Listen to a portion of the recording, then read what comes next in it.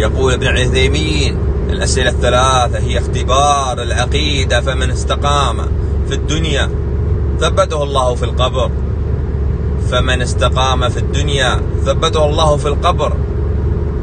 لهذا يجب على أهل السنة والجماعة أن يستقيموا كما أمرهم الله عز وجل. لهذا فعقيدة الأصول الثلاثة الإمام مجدد محمد عبد الوهاب تتكلم عن هذه الأصول الثلاثة: من ربك، ما دينك، ما نبيك.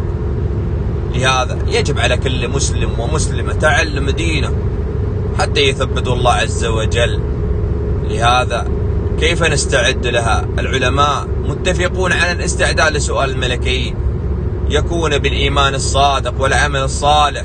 يقول ابن عثيمين: اقرأ القرآن، تمسك بالسنة، وادع الله أن يثبتك.